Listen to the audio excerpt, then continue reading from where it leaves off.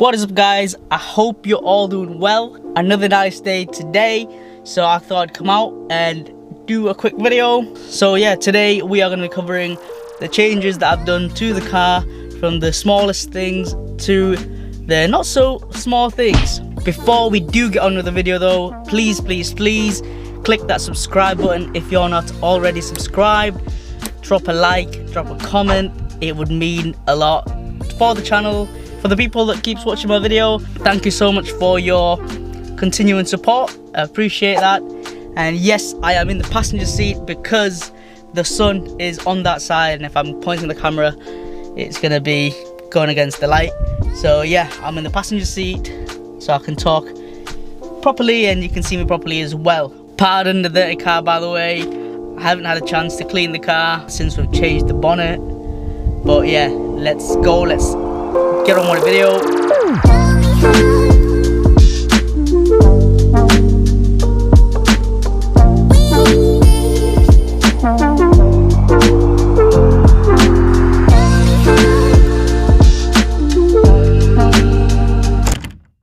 What other things have I done with the car, you might ask?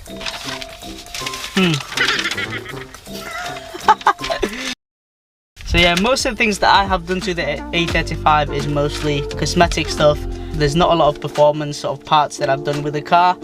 I've just made the car sort of look how I want it to look, and looks good in my opinion. The first mod that I have done with the car is change the exhaust tip. I don't know if you guys are aware, but the exhaust tip is not actually connected with the exhaust.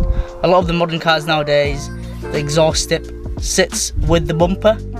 So yeah, that's the first thing that we did, is take off the exhaust tip. The stock A35s comes with the single sort of exhaust tip. So yeah, we changed it into quad exhaust tips. I got those quad exhaust tips from A35 store, as I've mentioned from my previous videos.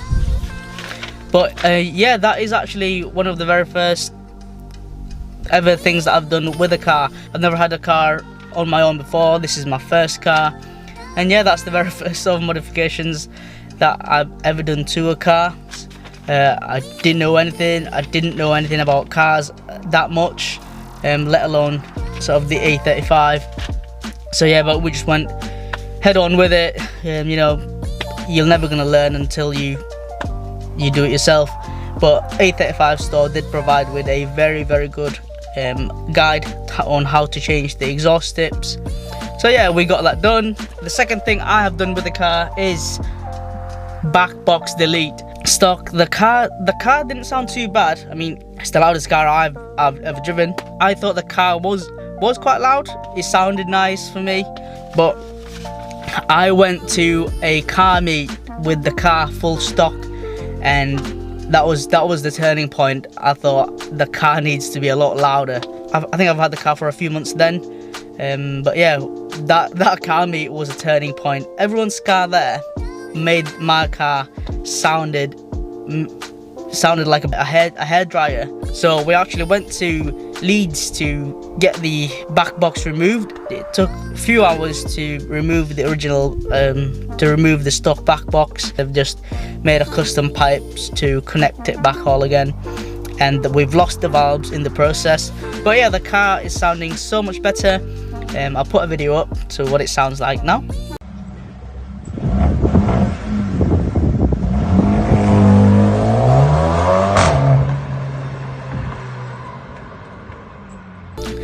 So yeah, it definitely sounds a lot better than stock for me anyway. It made a lot of difference, and I personally thought the car should have come out factory sounding like that.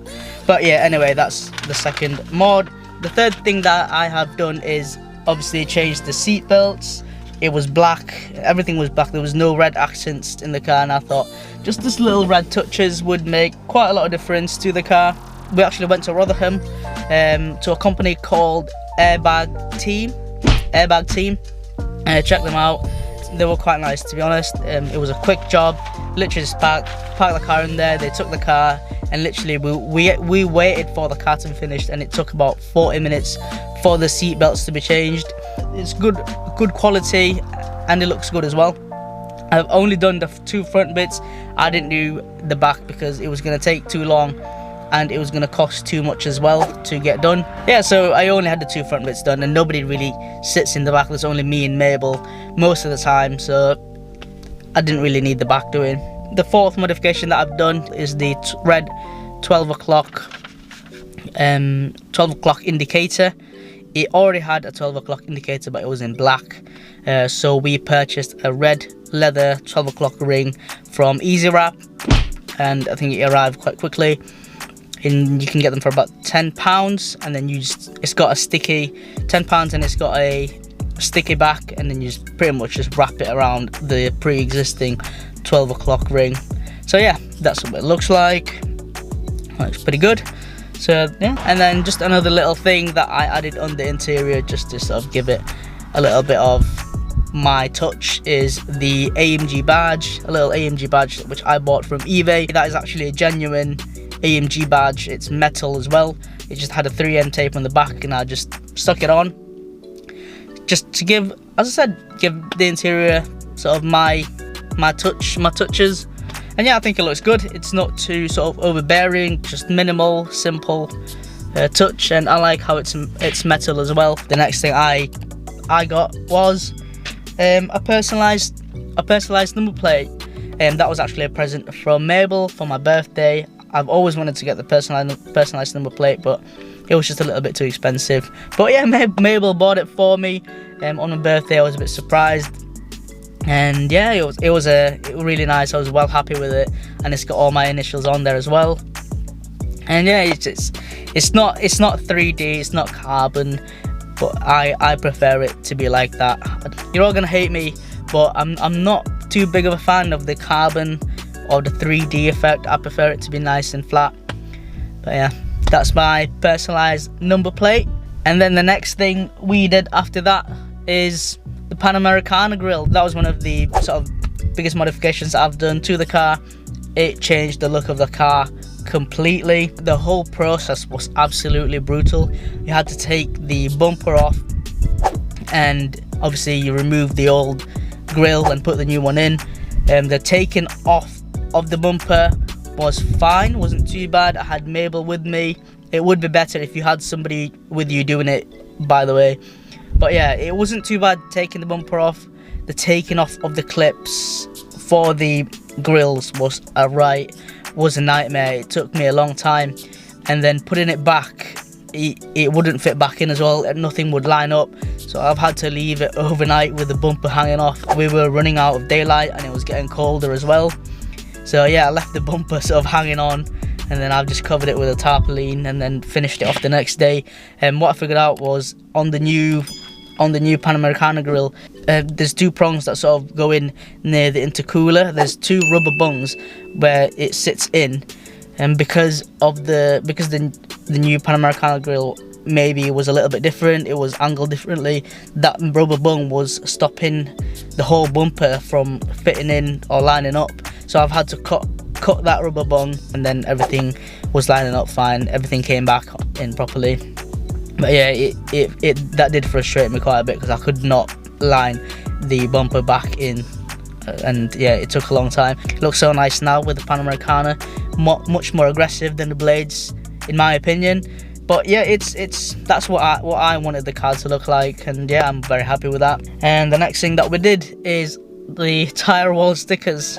And before that, I did a video of me writing on the tire writings using a tire pen from Halfords, and it looked good. It looked good when the car was parked when I finished it, but once I started driving it, it started cracking. Thank God I found tire wall stickers because they look so much better now. I actually did a video of putting the tire wall stickers on after I did the video of writing on the tire walls. I've always liked cars with the tire wall stickers. Like in Need for Speed, I always like to have that little tire wall stickers. I think that's another sort of aesthetic changes that we've done to the car that looks so good. Thank you, tire wall stickers, by the way, for sending that out. Yeah, it looks so nice. It was pretty easy to put on. The only difficult bit is taking the wheels off the car. Check out the video that I've done. And the next thing that we did was change the air filter to K&N air filters. This was actually recommended by Matt Young. I don't know if you guys remember on a previous video, he's the one that has got the yellow A35 that would change the blades. So he recommended that, and yeah, I sort of jumped the gun, bought the K&N filters from K&N. I think it was about 80 quid.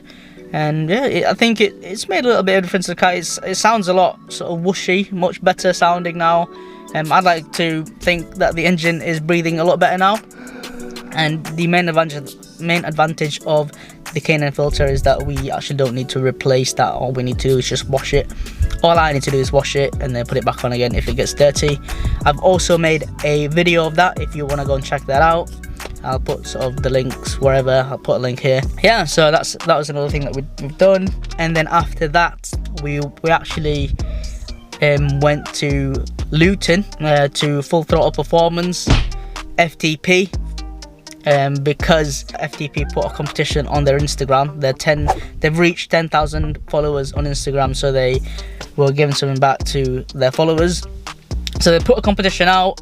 I think all I had to do was put a car story, a crazy car story in the comments, and then they said they'll pick out a winner from there. Funny enough, I was lucky enough to win that competition.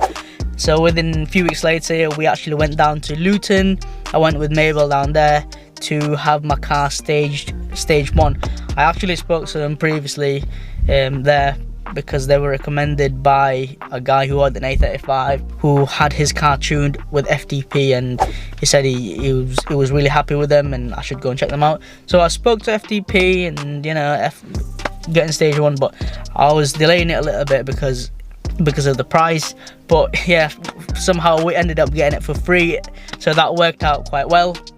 So the car is now on stage 1. The car is definitely much better. It was popping a little bit more, and the pulls were much better as well, especially from 30 to 60 miles per hour. But yeah, the car is has been ECU tuned to stage 1, and yeah, it was good. Definitely check Full Throttle Performance out.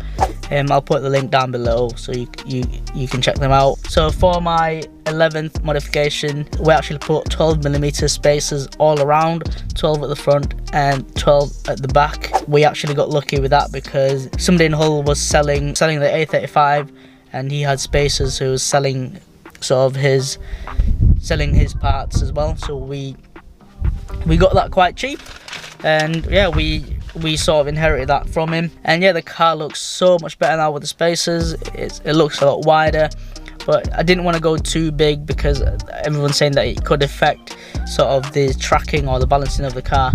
So yeah, we got that 12mm spacers all around. I've also made a video of that as well. If you want to watch, I'll put sort of the link up here. Those 12mm spacers were bought from CKS, and then obviously when Callum wanted to sell his car, we inherited the spacers. And the next thing we did after that for the 12th modification is putting the splitter on. We actually got that from Callum as well, from the same guy who was selling his A35. So he was getting rid of all of his parts. So yeah, we got the splitter for a good price. That is genuine from Maxton. I also made a video of that if you want to go and watch it. I'll put a link above. The front bit looks so much fatter with that lower splitter. I felt like without the splitter there was a lot of gap underneath. Having that splitter made the car look much better from the front. And then the next thing that I did is put in the A45S bonnet. That was definitely a big one. That cost me £375 from A35 store, and then we got it repainted by Elite Bodyworks here in Hull for 300 quid. So yeah, that was a big one, and that was also one of the biggest changes I've done to the car as well. And yeah, it looks so much better with it on. The front end now just looks fucking amazing. So that is all of the modifications or changes that I have done to the car so far. Stay tuned because I do have maybe a few more things planned to the car. Maybe a diffuser, maybe a new steering wheel, who knows, maybe a new rims, who knows. Stay tuned for future modifications. So I hope you have enjoyed this video. Thank you so much for chilling with me, keeping me company, because I'm by myself in the middle of nowhere. Yeah, thank you so much for watching. Please don't forget to subscribe, like and comment. Thank you very much for watching.